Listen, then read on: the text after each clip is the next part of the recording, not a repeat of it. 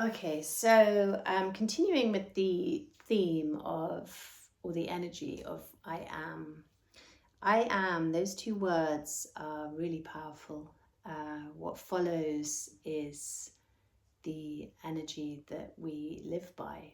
And and the beliefs that we live by.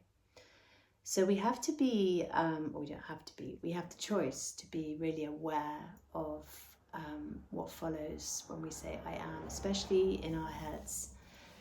Sometimes it's easier to be aware of the I ams when we're voicing them. But in our heads, we can be very complimentary to ourselves, but we can also be quite brutal and critical to ourselves. And so it's really important to give ourselves the chance to change that.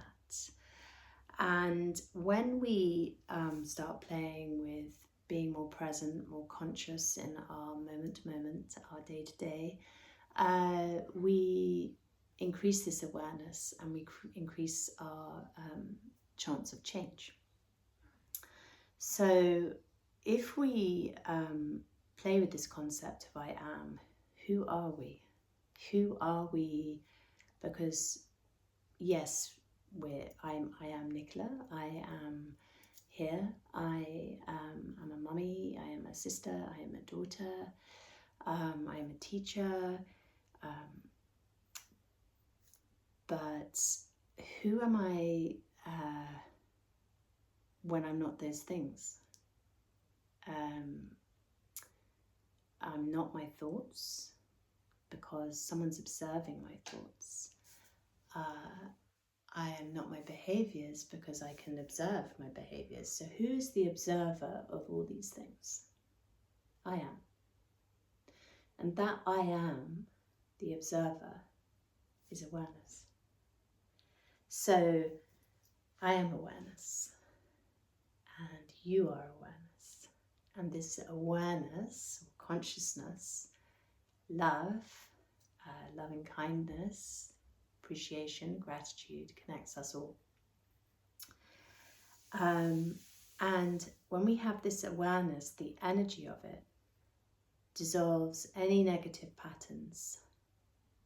Because just by shining our awareness on any negative patterns, it's like there's no conflict anymore. It's like we've observed it and it's gone. Unless we choose to put all our attention on it and add the energy of it and to think and to create some sort of conflict of how can we fix it, how can we change it. But if we just shine our awareness on it and sit in presence with no judgment, no drama, no chat, it just moves and it's incredible. And the more we play with it, we find me. We find the real me. And again, that is our soulful self, the awareness of who we are as a human being.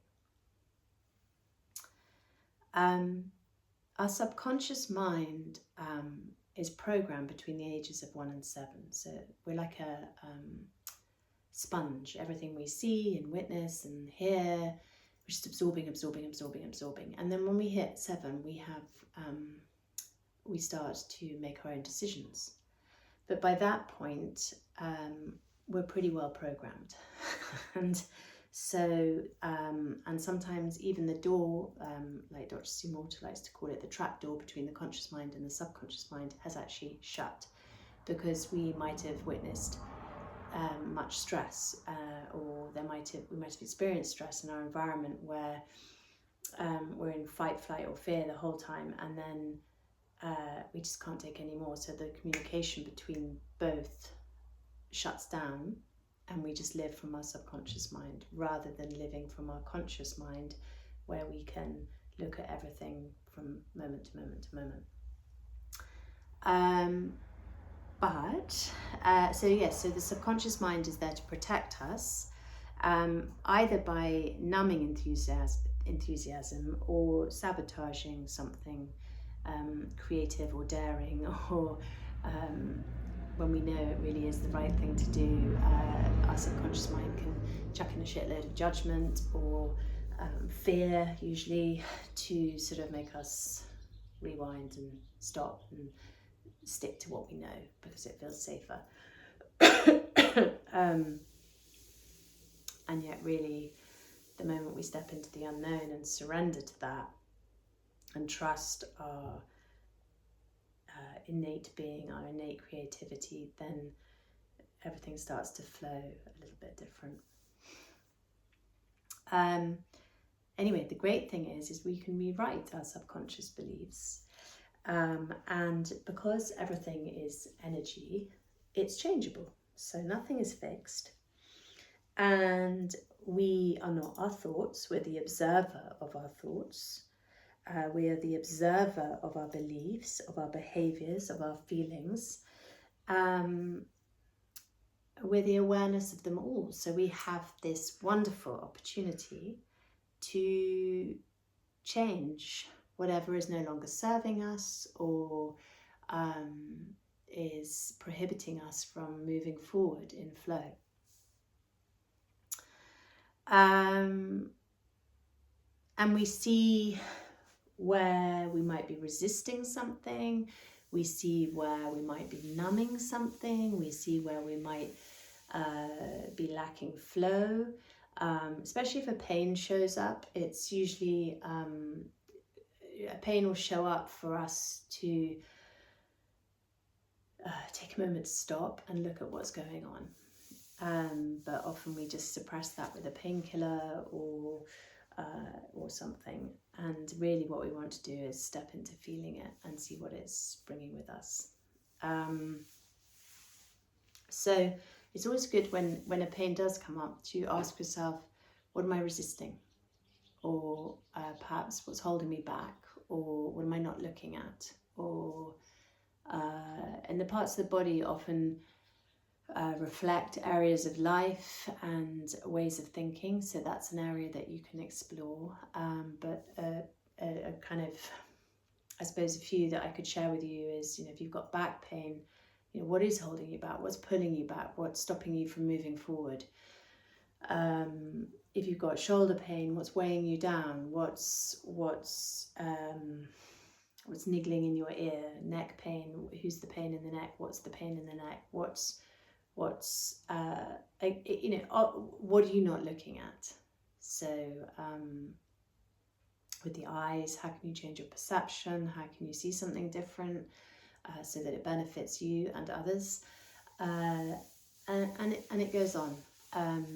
But it's really about listening and feeling into it, and having an awareness so that we can shine our awareness on it and just say to our body, say to that pain, say to whatever's showing up, I've got you. Yeah, come in. And just embodying the whole thing so that everything can flow and move. That's sort of another topic, but it will all start to make sense as we start to play with it more. But just for this, the whole I am awareness, just play with that, because even if that seems really crazy and a concept that you can't really fathom or grab hold on to, when you're sitting making a cup of tea, notice your thoughts, because if you're thinking and you're noticing your thoughts, who is observing your thoughts? Yeah? And when you're breathing, who's observing your breathing? And start to get to know the observer, you. Okay, thanks so much for checking in. Namaste.